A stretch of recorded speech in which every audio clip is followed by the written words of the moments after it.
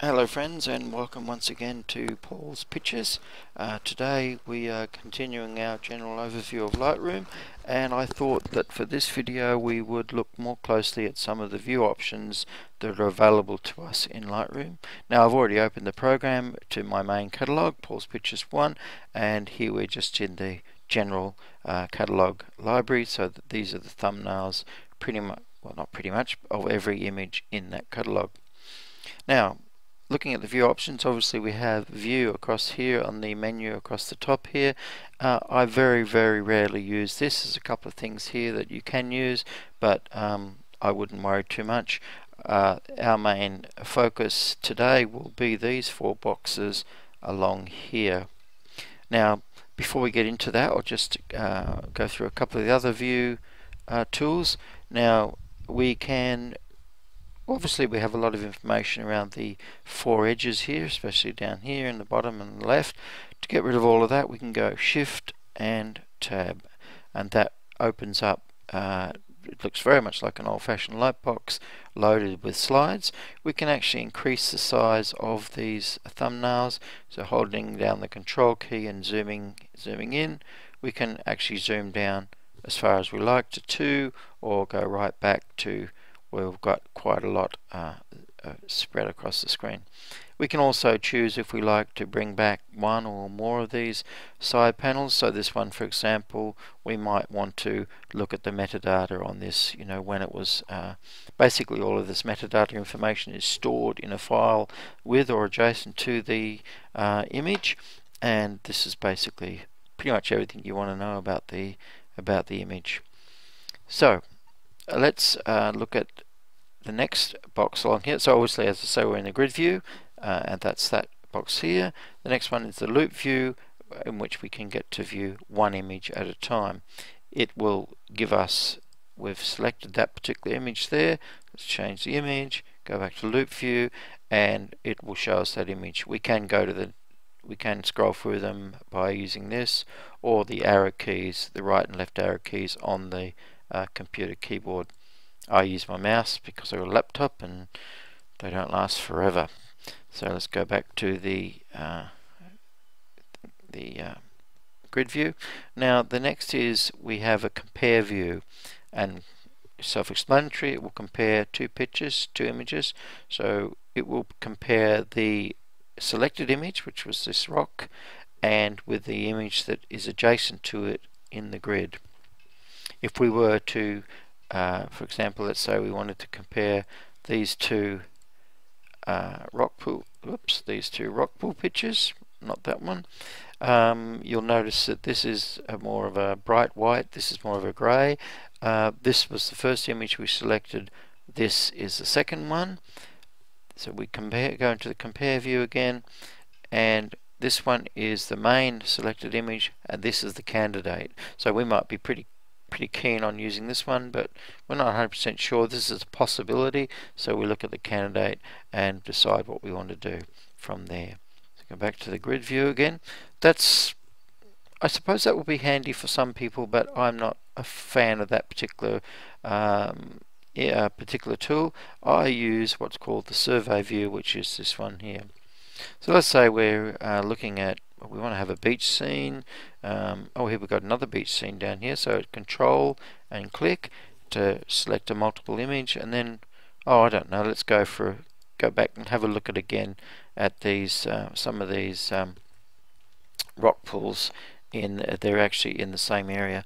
So we click on the survey view, and that brings up those 5 images. It's quite a very handy tool. Any star ratings that we have on this, or color codes we have on this, which we'll explain in another day, are listed along the bottom here. These two, purple is my color code for, these are for sale with a stock agency in New York. So they're we can see that, but these are just images. Okay, so well, we like this beach scene, but we don't really like this one too much. Now we have on the corner, right hand corners of the images, a little X.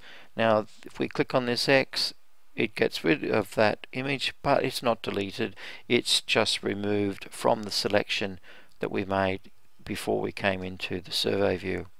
So we've got our nice beach scene here, and we really want to, these actual rock pools are actually pretty much right behind me where I'm standing here, which is very interesting. I'd forgotten all about this. It's a very beautiful spot in Hobart in Tasmania. Anyway, so we're looking at these. No, look, on second thoughts, I don't think we want a beach scene at all. I think we want to really go for some of the rock pool pictures. So we're going to pick one of these three in the end. So let's say we really want a vertical, because the use we have for it, we want to keep verticals, so we'll just get rid of that one. So now we have the two to choose from, and I think we might go for, we've got a little bit more foamy action in the water here. Water's a bit more blue here, but we can certainly change that in the develop module, so let's get rid of that one. Now that we've selected the image that we're going to work on, we can either work on it right now or color code it or whatever and save it for later. Let's work on it right now. And in order to get to the develop module, we need to click on the arrow here, or we could have just clicked shift and tab, click on the develop tab, and whoops, we don't want to be looking at that. Now, normally speaking, it would come straight into the Loupe view. Sorry, we have two different views here rather than the four. We have the Loupe here, and this is a compare or before and after, but this is a bit more complex than that. We can have a look at that in a second. So let's make a couple of basic adjustments to this. Nothing permanent, just something that we feel like we might be able to live with. Let's reduce the exposure just a little bit, up the blacks to kind of bring out some of the detail here. That's quite nice. We'll up the contrast. Oh, it's getting a bit dark, but anyway, we'll see how we go. Up the clarity again, and we'll up the vibrance so we can see if we can bring out some of the blue in the water and the greens and the actually probably quite a lot of yellows in there. I think we need to give it a bit of fill light to bring out some more of the detail in the shadowy darker areas. Now that's probably not an image I do much with, but it'll serve for the purpose of our demonstration today. So here, as I was saying, we have we have four different options. I don't bother with this, I just click on here. Now to get the side-by-side view, this is before, obviously, this is the untouched image that we selected, and this is the after. We've just done those few adjustments, and we can see it's a very good tool for checking what we like. Now we can zoom in just by left clicking, and we can see, well, certainly we've brought a lot more detail here in the mossy rocks just under the surface. We brought out a lot more of the blues here, so we can see whether we can choose whether we like that or not. And we can also actually be doing the adjustments here as well, and it will show us again, so we can see, no, I don't like that, actually I do. Well, it's a bit dark, but anyway. So that's the before and after. Now the next one, as I say, don't bother with this, it's a waste of time. We just click on here, oops, click on there, we get the image split in two vertically. Now we can actually zoom in as we did before, and then we can, oops, we can move about. So that we want to have a look at the moss here, see what it looks like before and after. Certainly I think it's a lot nicer after, but it does need lightening up a little bit, it's a bit dark. So we can zoom out again, and we have before and after split vertically. Now the next one will be before and after again, but stacked on top of each other. Just a personal preference. I prefer the first one we were using because it's side by side, just the way I look at things. And the last one, it's another split, but this way it's split across the middle. And again, we can zoom in and check out the differences between the before and after. Certainly we've made some improvements, haven't we, but it's not by any means perfect. So we can go back, one more click will bring us back to the before and after. We'll get into these ones another time, it's a bit more complicated, not really, I don't use those at all. I don't find them necessary for what I do, and I don't really want to get into that. So basically that shows us before and after. I think I like that one. Okay, let's go back to the Loupe view. and this is the one we've been working on. So we can, if we like, now save this. If we don't like it, we can actually reset it. So let's reset it. Much as I hate to undo things, especially when there's a bit of potential there, but I can always come back, and we're back to where we started from. Now we can't look at Loupe View through here, obviously, so we go back to the library, to the grid view, and we're still in the Loupe View, so let's go back to grid.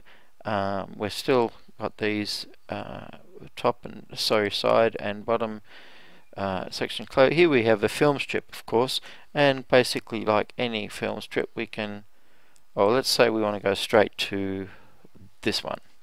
Double click on there, we go straight to that one, and it brings it up in the Loupe View. This picture is a view of Mount Wellington in Hobart from a very lovely spot. This one is also a purple, as we see, and that is also listed with my agency in New York, and has actually been purchased by a couple of people. Thank you very much. So that probably will do us for today. I think we've covered pretty much the basics of the view menus, view systems in Lightroom. All very handy tools. So thank you for watching, and I'll look forward to your comments and your feedback, and look forward to seeing you on or during the next video. Thank you.